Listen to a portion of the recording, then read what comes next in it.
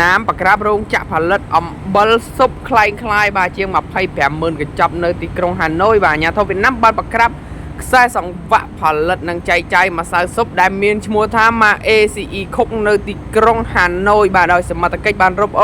มาใส่ซุปคลายคลายประมาณมาไพ่แปมหมื่นกับจับได้เตรียมลุเลยตีซาออยกาเซอร์บังเกตจับดามกรอยรอกเคยเมียนผลิตภัณฑ์กูไอซองไซต์ใจลุเธอตามออนไลน์หนังเวติกาเป็นกิจกรรมอิเล็กทรอนิกส์เซ็งហើយទីតាំងផលិតសមត្ថកិច្ចក៏បានរកឃើញនៅវត្ថុធាតុដើមមួយចំនួនដែលមាន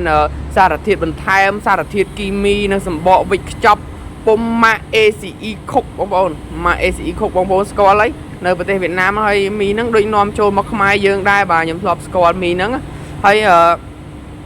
ហើយមានឧបករណ៍ផលិតជាច្រើនប្រភេទទៀតបងប្អូននៅក្នុងកន្លែងទីតាំងផលិតគេហ្នឹងហើយម្ចាស់ទីតាំង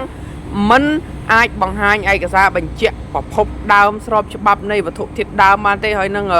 ការរបៀបនៃការផលិតបានឡើយក្រុមហ៊ុន ACE ខុកវៀតណាមហ្នឹងក៏បានបញ្ជាក់ផងដែរថាផលិតផលដែលត្រូវបានរឹបអូសទាំងនេះគឺជាទំនិញคล้ายៗនិងប្រើប្រាស់ម៉ាករបស់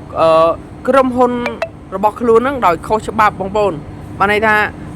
ក្រុមហ្នឹងគឺបានលួចម៉ាកសញ្ញារបស់ម៉ាក ACE ខុកហ្នឹងយកទៅប្រើប្រាស់ដោយខុសច្បាប់បងប្អូនហើយអាជ្ញាធរក៏កំពុងតែបន្តការស៊ើបអង្កេតក៏ដូចជាចាត់វិធានការផ្លូវច្បាប់សម្រាប់អ្នកដែល